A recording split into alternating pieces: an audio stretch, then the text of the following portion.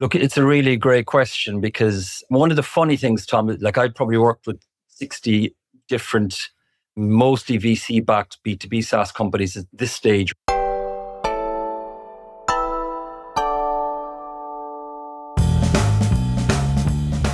Hello and welcome to this episode of Confessions of a B2B Entrepreneur. My name is Tom Hunt, your host, and today we're interviewing Alan Gleeson, who is a very experienced fractional CMO and the co-founder of a company called Contento.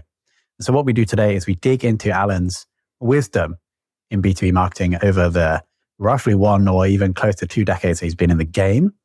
And then we also talked about what he's doing with Contento and his approach for that business based on his experience as a fractional CMO in the B2B world. So before we jump into that, quick shout out to Fame, who are the producers of the show. They're also creating the video clips through a recent acquisition we did called Lychee that will soon not exist and it will just be Fame. So if you'd like a show like this or clips like us, then go to fame.so and we will love to help you. Request a proposal, let them know that Confessions of a B2B Entrepreneur sent you. Let's jump into this discussion with Alan now. Alan, welcome to the show. Thanks so much. Delighted to be here. I feel like there's a lot of B2B marketing wisdom to share. Hopefully we might get a dialogue going. I think on both sides, right? You've been at this game a long time as well. But what I like about your back history is that with a like fractional consultant model, you've been inside a lot of high growth B2B startups. So my first question is, I'd love to understand like what has kind of changed, maybe since you got into the B2B game. And I think this was like back looking at your work history back in like 2010s. Is that right? A long time ago. And actually, I did study academically, what was known as industrial marketing back at the time. Look, we're on video now. When I started, it was all written. It was a very, very different world. I think there's been a number of things going on, right? It's like SaaS is still relatively new, right, Tom? I mean, if you look back, I don't know, do you remember 56K dial-up? Where I made like the funny noise. That's exactly it. So like, I remember I worked for FreeServe at one point, Tom, where you needed to get a disk next to the internet. Yeah. You had 56K. And when you think about that, how crazy it is. So everything was slower. You couldn't have SaaS, right? I first sold software as a boxed piece of software. I was into PC World and Gleeson's trying to sell software. So an awful lot has changed. I guess I touched on a couple of things. So one thing, we're doing really rich video and audio and podcasts now. So that's kind of one thing, video production quality that you get that, of course, you couldn't get back in the SaaS days when it first started. So we're now beginning to see AI come in. We're now seeing a world where all of a sudden there's sort of the playbooks and the models that worked a few years ago are now becoming really, really difficult to work effectively. So lots of different things have changed, some for the good, some for not so good. Yeah. What are you seeing like in those things that maybe are not working well that worked like 2 years ago? Is it like cold email or so other things? Look, it's a good question, right? I think you can tackle it a few different ways, Tom, right? So if you look at some of the access points into people's world, right? So we're all trying to capture attention, right?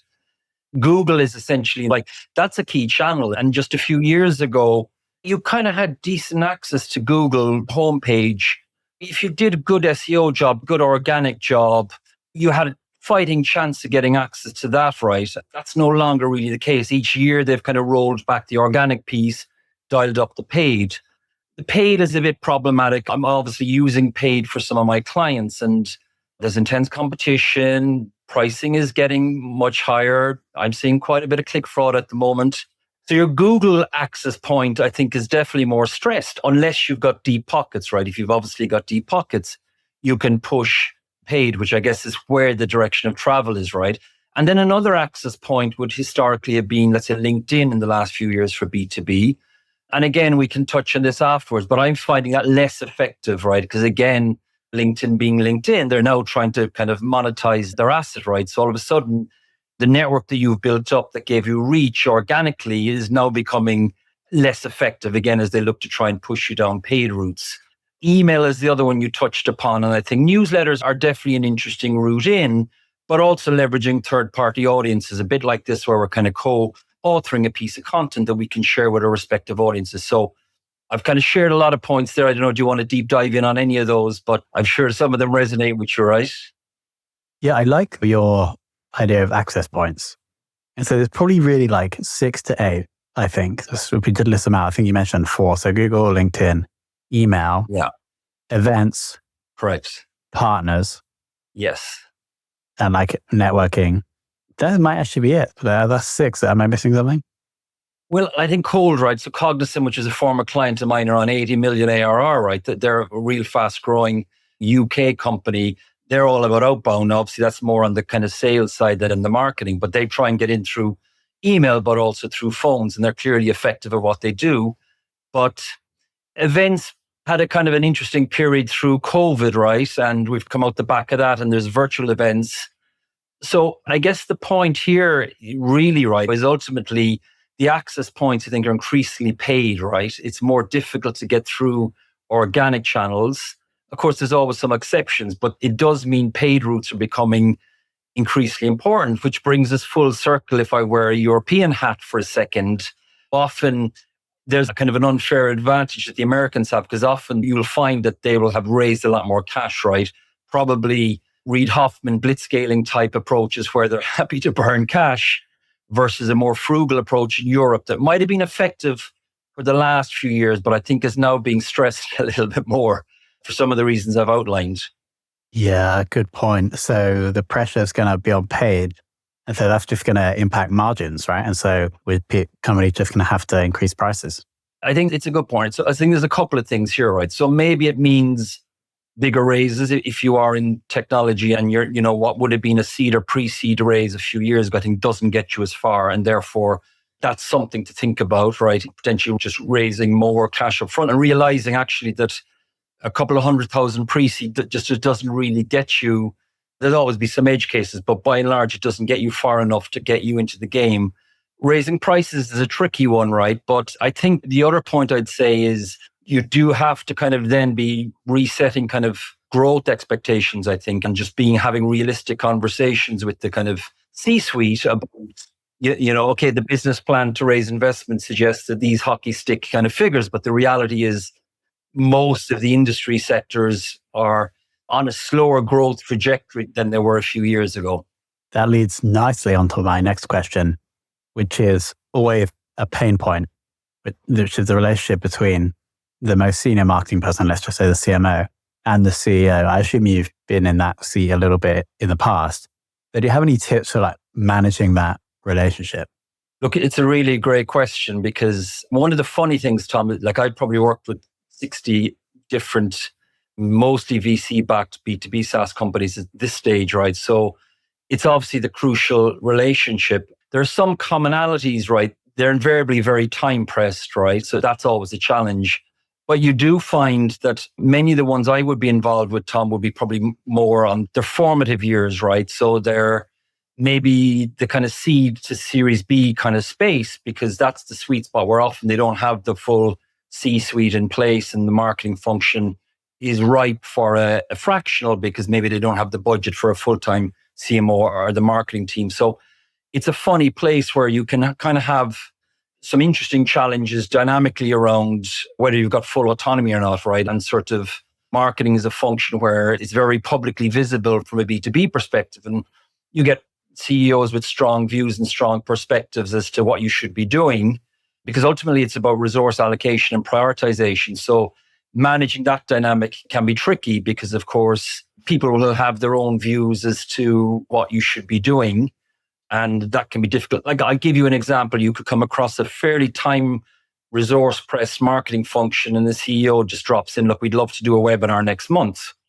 Right. Seems like a reasonable request, right? But actually, if it's a small team, that's a huge task on top of what they've already got to do. So I guess some of the tips to directly answer your question are probably be really aware of that relationship, good dialogue while recognizing they will be time pressed, trying to really understand what are the bits you can do autonomously that don't need sign off and what are the bits that need to be signed off on them, but also trying to kind of educate them to align on growth expectations, but also on just if the function's being delegated, it's being delegated rather than them needing to wade in on everything. Yeah, if the CEO comes in and they're like, we want the webinar, if you've already set out the growth goals and then the activities that you expect to hit those growth goals, then you just say back to the CEO, look, we had this plan to hit this level of growth. If you want us to do this, we might not hit that. So should we do this or not? So is that what you mean? Yeah, well, there's a conversation because ultimately, is the webinar the most effective? It's a task, right? But is it the most effective? So you could have a conversation. So what's the purpose of the webinar? Well, if it is to ultimately drive leads, well, you could argue, well, hold on, if I price out the amount of time it takes to do a webinar in terms of sourcing people, because ultimately the playbooks can be good fits in some scenarios, but bad fits in another scenario. So by that, I mean, if you have a marketing team of one, which is very common in the UK and Ireland in the formative years, that's a huge ask on a team of one. But you mightn't even have the audience on your site. You might not have access to the audience. So you go to all this trouble of creating a webinar, for example, and just not getting enough access points to a big enough audience. And then if they engage with the content, how many of them might actually come through as genuine leads? You might be better served well saying, look, actually, if I price up all the work here, this is a 5 or 10K decision. Could I put this into some other form of paid acquisition that's a lower burden on the team, but might deliver leads to the quality that you need or the volume? So I think it's some of those kind of points that are worth discussing. All right, let's get specific then. And I want to dig into a couple of campaigns that you have been part of, ideally B2B, but I think that's most of your experience. So the first one is one that you were like, this is never going to work. Maybe someone else in the team was like, let's do this. And then you did it and it was like, wow, it actually worked really well. So one, I guess, piece of context. So a lot of my work is more on the foundational side of the spectrum because I'll often find that I'm very keen on a back to basics before you start getting too ahead with campaigns. You want to make sure you've got a good visual identity, you've got a decent website, all those elements. So a lot of my work is more on that side of the fence. But in terms of campaigns, there was one that worked pretty well, which was old school direct mail, right? So it was for a client and it was in London. And I think I could probably take the credit for the idea, but I wasn't quite sure that it would be as effective as it played out. But I thought it was in the recruitment space. We were very unknown brand with very modest budgets, but we did a direct mail to something like 50 recruitment people in London with a Starbucks card so that they could go and use it, but they had to kind of get in touch with us to trigger the use of it. So that actually was quite effective because the thinking was there's lots of Starbucks in London. Who doesn't like a free coffee? And actually it was a bit of an old school direct mail approach when most of the stuff we were doing was online. So that was one that was kind of more successful than we had originally envisaged or planned or thought. But how much did you give them on the Starbucks card? I think it was £5, if I remember correctly. Not a huge amount. Got it. So they got the one coffee. That's interesting. Yeah, I mean, that's 2 coffees maybe. So they would then have to reach back out to you. And so then presumably we got some deals from out of the 50 leads, did we? I can't remember the exact numbers. It's a few years ago, but we definitely, I do recall, I mean, it was probably 5 or 6 decent conversations because that would be the hit rate you'd expect, right? So yeah, look, it was a very effective, from a very modest, low cost type of exercise. Now, we probably weren't equipped to kind of ramp it up. And now when I look back at it, you can always improve these sorts of exercises. I think some of these cards might have got lost in the post, or there's definitely things that you could do differently, but it was old school and quite effective. Again, that mightn't work anymore, Tom, and this is the point, because maybe people are working at home a lot more. Back then, though, it was pre-COVID and people were, London was buzzing and coffee shops were on every corner. So, and you got access to recruiters' details pretty easily because they're very much, it's a role that's very accessible, right? They want to be talking to people. So it was very effective in that use case. Got it. And then let's also do one that you thought was really going to work, but then actually didn't work that well. I'm going to bring you back a little bit, Tom, to kind of touching on a few of the points that I made earlier, right? There's been a couple of campaigns recently where I did really nice video creative, and the objective was to use LinkedIn and YouTube as kind of primary routes to get eyeballs on the content. So professionally shot, well scripted, well lit, nice sound bites, nice thumbnail image, cut up quite nicely. Was this like bottom of the funnel content? So it's like actually about the product or service of the business? Actually more educational. I mean, I do tend to focus much heavier on the educational side in B2B. So trying to be answering questions that I feel are in a sector. So more, not promotional in features or services and here's the solution, but more just CEOs talking about the broader challenges and how they navigate it. So a bit like today's kind of setup, right? We're trying to share ideas that people can learn from. But when I looked at the kind of organic figures later on both platforms, very disappointing viewer numbers, right? But then I started looking, one of the beauties of my role is I have access to different data points from different clients. And I guess a pattern and trend I'm seeing, Tom, is getting eyeballs on YouTube videos, it just seems, particularly in B2B, right? Because it's obscure and it's more niche. It's getting more challenging. And and it goes back to my earlier point, right? I think you need to do one of two things. You need to either put these on the homepage or start paying to promote, right, more aggressively, which kind of brings me back to full circle, which is sort of, I do think we're in a slightly more trickier time in terms of needing to pay to play a little bit more. And it just seems every year that's the direction of travel. I don't know, does that resonate from your experience? Oh yeah, I definitely put loads of stuff on YouTube and LinkedIn that's got basically no views. So did you guys end up paying to boost the content in the end? We didn't. And I guess that's another point, right? So a lot of the clients that I work with in Europe, the budgets are relatively constrained. I'd say under the Series A level in particular, it's a battle, right? There's a lot of focus on as much as you can do organically. Clearly with my clients that are Series B, Series C, that's less of a question. But I do think there's a spend around advertising in the marketing channels for more early stage companies, I think is something that is always tricky, right? Yeah, I totally agree. And that said, sorry, there is one, but I think LinkedIn are doing an opportunity to pay to promote personal posts, which I will test actually, because I think they're historically focused more on company promotion, whereas you're like me on LinkedIn, right? And like many people, LinkedIn is increasingly about following individuals and not going anywhere near company stuff, right? So I think personal promotion will become more important, but we'll have to pay for it again, of course. Yeah, exactly right. And so in that case, especially if it's like highly polished video content, it's probably quite expensive to produce. And so then the client was like, or the business is like, we spend all this money to produce this content. Now we have to pay more to get it seen. That's probably the conversation the CEO was having with the CMO. Yeah, I mean, it's not too bad in the sense that kind of the point I made earlier, like the production cost of stuff has come down, right? So you can get freelance videographers in for relatively modest amounts, right? And actually, in many instances, in B2B in particular, with quite a lot of my clients, they're kind of at the deer or elephant or whale end of the spectrum, whereby you don't need huge volumes of viewers. You just need the right ones, the right personas to be looking at it. So there's a little bit more flex on that. But then they're also kind of what I deem foundational, right? I do think video content is valuable, right? In terms of a medium, much like a podcast is, because you can really get under the hood and you can kind of hear firsthand the reasons people set up companies, what were the challenges that they were trying to address.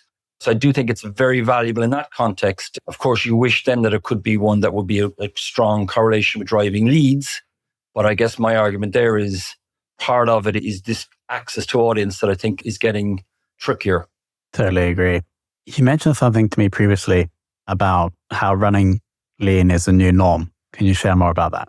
Yeah, I'm laughing because I'm probably well experienced in the sort of frugality side of the fence, because again, lots of the challenge with early stage companies is this really tight marketing budget. And actually, again, by way of context, I kind of co-founded a tech startup just over 2 years ago called Contento, which was in the content management space, right? And if I look at the first 2 years of spend, it's pretty much 95% on headcount in the product function, right, to build the software. So I'm well used to kind of this sort of more lean model.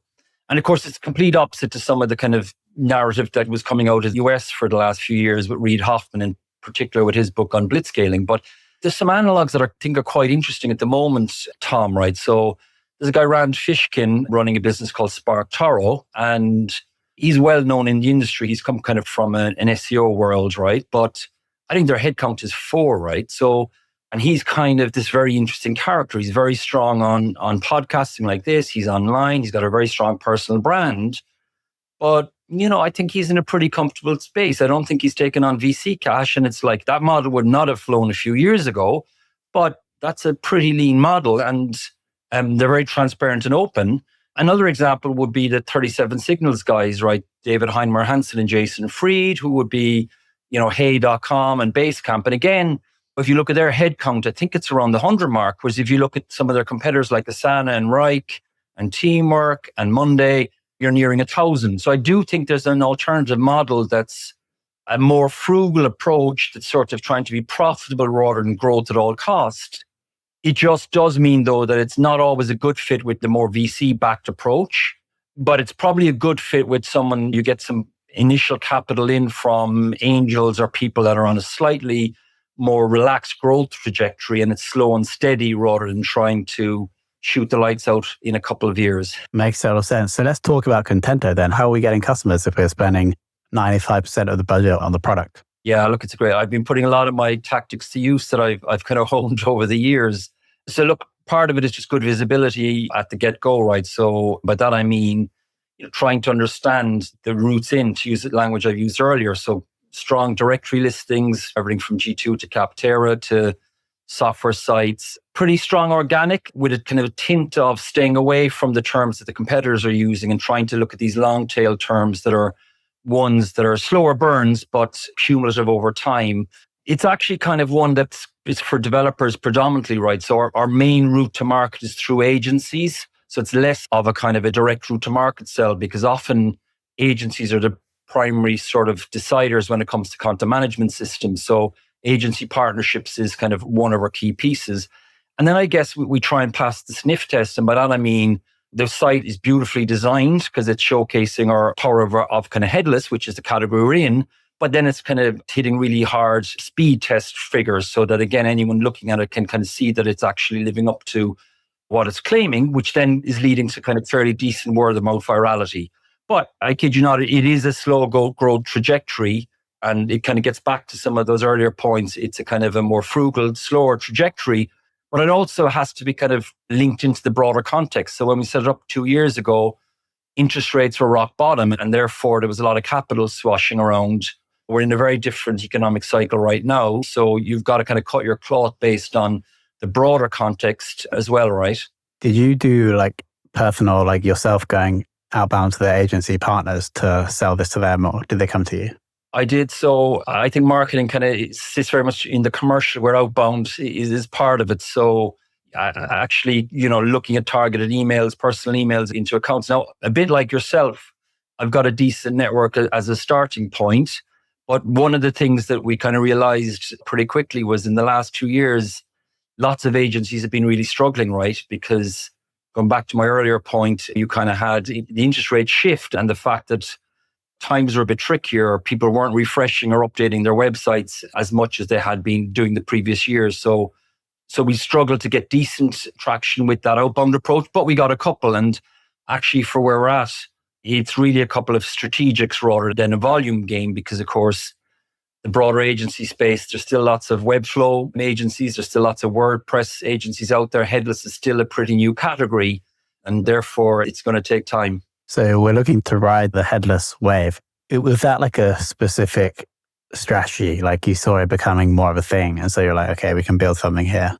It's a good question. Now, it's an awful name, by the way. I don't know who the hell named the category headless, because it's a very developer-centric product, right? But yeah, like if you think about my role is invariably touching websites, right? B2B marketing, your website is your key window on the world. And what I could see was WordPress was increasingly not a good fit for scaling companies, right? So I used to be very frustrated with the interface and the speeds and the kind of vulnerabilities. So I could see the WordPress, it's still a great fit for certain jobs. If you need a quick and cheap website, perfect. But I could see the direction of travel was to one whereby there was less of a kind of a build like you did with the WordPress, where the code is very heavy and sort of all these plugins. And one of my co-founders was also very interested in the space because they ran a website and were suffering from poor speed and sort of inflexible templates and all these vulnerability issues. So that kind of provoked us to look at the space. And we found that actually it was very early in the category sense, but clearly there was a couple of leaders doing exceptionally well with sort of strong revenue figures, but they were also going very much upstream into kind of enterprise and probably being pushed by the VCs to try and increase the share of wallet. So all of a sudden, their solution is phenomenal, but it's getting quite expensive and the feature set is very dense and complicated. So we thought, actually, could we do a lighter weight version of what's out there at a much lower cost? That it's not really just a cost, but the feature set, by being a little bit more constrained, means you're not overwhelmed when you can come in as a junior developer and work in headless, whereas with most of the market leaders, you'd need to be a senior dev. They're just too intimidating to build on. So look, we're early on our journey. It's exciting to be building tech, right, and building code, right? And it's kind of a nice complement to being a fractional CMO as well. So would you ultimately want to be selling or marketing or doing the business area of Contento full time, or will you always stay with doing the fractional CMO stuff? It's a very good question. I think one of the things is that I really enjoy the fractional piece. So I'll probably stay doing that a little bit longer, but having a foot in both camps isn't bad, right? That's the beauty of being fractional, right? You're kind of like a portfolio career. So you can kind of manage your time as you see fit, right? So I think that's the attraction of it. You can kind of dial up or dial down depending on your personal requirements at the time. Makes total sense, Alan. Okay, we're going to link to Contento below, a headless CMS. And then we'll also link to your LinkedIn. Anything else we should link to or mention? No, that's perfect, Tom. Alan, thank you for coming on the show. Thanks so much, Tom. Really enjoyed it. And thank you so much, Alan, for coming on. Love the wisdom over the years. Love the insights on building that relationship with the CEO. It's always a tricky one in the world of B2B marketing. So thanks to Alan for coming on. Thanks to Fame for producing this episode. And of course, thanks to you for listening.